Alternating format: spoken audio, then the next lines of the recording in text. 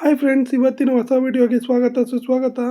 ಇವತ್ತು ನಾವು ಮಾಡ್ತಿರುವಂಥ ರೆಸಿಪಿ ಮಸಾಲೆ ವಡೆ ಹಬ್ಬದ ಸ್ಪೆಷಲ್ ಅಂತ ಮಾಡ್ತಿದ್ದೀವಿ. ಬನ್ನಿ ಸ್ಟಾರ್ಟ್ ಮಾಡೋಣ.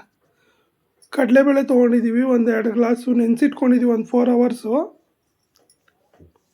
ಅದನ್ನೀಗ ಒಂದು ಮಿಕ್ಸಿ ಜಾರ್ಗೆ ಹಾಕಿ ಚೆನ್ನಾಗಿ ರುಬ್ಕೋಬೇಕು. ಕಡಲೆಬೇಳೆ ಒಂದು ಸ್ವಲ್ಪ ಹಾಕ್ಕೊತಾ ಇದ್ದೀವಿ. ಹಸಿಮೆಣ್ಸಿನ್ಕಾಯಿ ಖಾರಕ್ಕೆ ಅನುಗುಣವಾಗಿ ತೊಗೊಂಡಿದ್ದೀವಿ. ಸ್ವಲ್ಪ ಶುಂಠಿ, ಚಕ್ಕೆ ಲವಂಗ, ಸ್ವಲ್ಪ ರುಚಿಗೆ ತಕ್ಕಷ್ಟು ಉಪ್ಪು ಹಾಕ್ಕೊಂಡು ತರಿಯಾಗಿ ರುಬ್ಕೋಬೇಕು.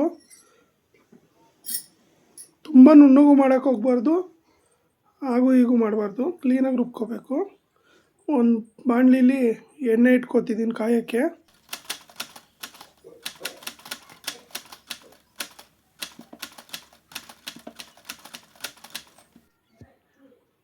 ನೋಡಿ, ಎಣ್ಣೆ ಬಿಸಿಯಾಗಿ ಇಟ್ಟಿದ್ದೀನಿ. ಈಗ ರುಬ್ಬಿರುವಂಥ ಕಡಲೆಬೇಳೆಗೆ ಸ್ವಲ್ಪ ಈರುಳ್ಳಿ,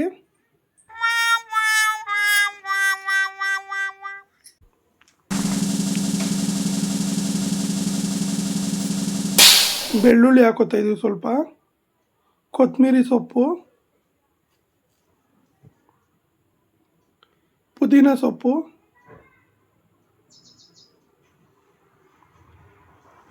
ಸಬ್ಸಿಗೆ ಸೊಪ್ಪು,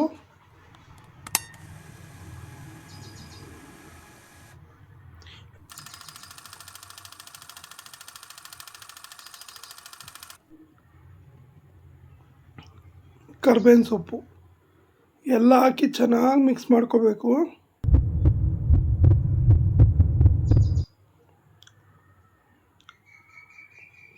ಕ್ಲೀನಾಗಿ ಮಿಕ್ಸ್ ಮಾಡ್ಕೋಬೇಕು ವಡೆಗೆ.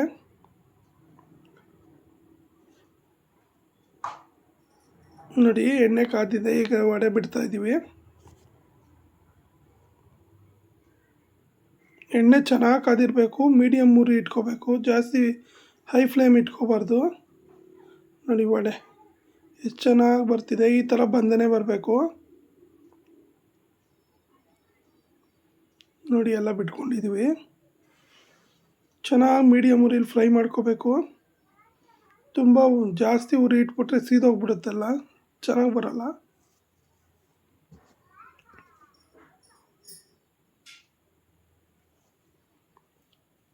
ವಡೆ ಕಲರಲ್ಲೇ ಗೊತ್ತಾಗ್ಬಿಡುತ್ತೆ ನಮಗೆ ಬೆಂದೈತಾ ಇಲ್ವ ಅಂತ. ನೋಡಿ, ಇವಾಗ ಚೆನ್ನಾಗಿ ಫ್ರೈ ಆಗಿದೆ ವಡೆ. ತೊಗೊಳ್ಳೋಣ ಬನ್ನಿ ಸರ್ವಿಂಗ್ ಪ್ಲೇಟ್ಗೆ. ನೋಡಿ, ವಡೆ ತುಂಬ ಚೆನ್ನಾಗಿ ಬಂದಿದೆ. ನೀವು ಟ್ರೈ ಮಾಡಿ, ಹೇಗಿತ್ತು ಅಂತ ನಮಗೂ ತಿಳಿಸಿ. ಪ್ಲೀಸ್ ಎಲ್ಲರೂ ಸಬ್ಸ್ಕ್ರೈಬ್ ಮಾಡ್ಕೊಂಡು ಸಪೋರ್ಟ್ ಮಾಡಿ ಇನ್ನೂ ಹೊಸ ವೀಡಿಯೋಗಳಿಗೆ. Thank you for watching.